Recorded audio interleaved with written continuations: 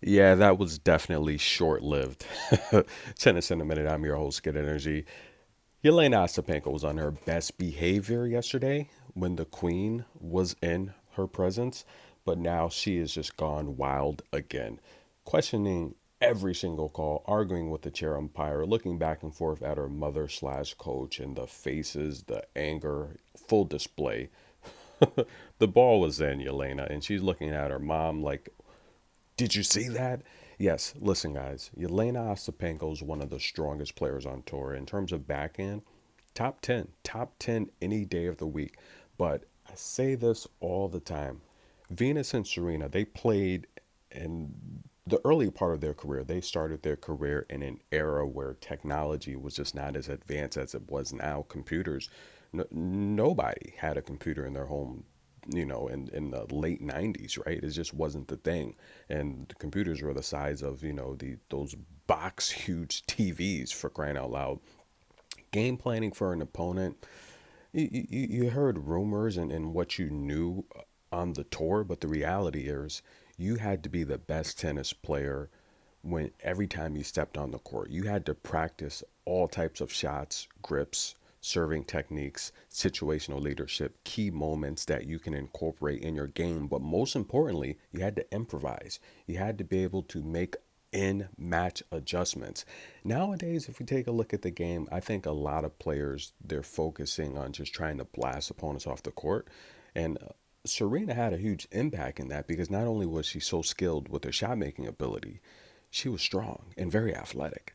So I think a lot of players now they do a lot of strength and conditioning. I follow a lot of the players and I see them in the off season. They're doing a lot of strength and conditioning. And the reality, in my personal opinion, if I were coaching this top tier talent, the number one thing we need to work on is serve placement. We need to be able to serve the ball depending on different situations to get points. Okay, if we need to go down the tee, if we need to jam the hip, if we need to serve and volley, if we need to just overpower you with aces, we have to be able to serve every type of style for every type of situation. Shot making ability. If you're an amazing shot making if you have amazing shot making ability, if you're an amazing shot maker, then that helps you a lot during your mid match adjustments. That helps you when you're playing a variety of different players because you can then go to a strategy that works. If you're playing someone like a Katerina Alexandrova, who, look, I watch all the matches, I know these players' strengths and weaknesses. She wants the baseline, but she is not good at returning balls from the center of the court. You can serve her down in the tee, and it's gonna frustrate her, right? If you keep the ball in the center of the court, give her a short ball, she's going to hit wide. She has so much power that she really can't contain that power. She wants to let it out. Jelena Ostapenko. Now, this match here with Magdalena Frech, Magdalena is showing you her amazing shot making ability, right? Not only is she surviving that 1-2 punch, but she is placing the ball all over the court where Jelena Ostapenko is not able to find that down the line winner. She's stretching her wide with angles, mixing up short balls, drop shots. She's using a lot of spin, redirecting. This is how you beat, and look, wide. And Jelena Ostapenko's losing her mind. Now, this is how you beat players. Practice being the best shot maker in practice. Be able to improvise, right? Make mid match adjustments. You can't go into every match just playing one way. And I think a lot of players now, they don't have the variety that gets them deep in these draws. I think they just use a lot of strength and conditioning and they just try to overpower opponents. In particular, and with all due respect, like players like a Marta Kasu, who had huge expectations after being an amazing junior. And look, she won her championship at the ATX, right? She's still young. She's 20 years old, right? So I'm when she's 20 years old now. She's not 21 yet. But should she have more? She probably should because she had a huge following and a huge hype behind her. Coco, huge hype as a junior, but she's delivered. She's already made a slam final. She's made a WTA Masters Championship final, singles and doubles, right? She's beat over 15 top 10 players, right? Three championships, eight doubles championships. She's living up to the hype. She's a top 10 player.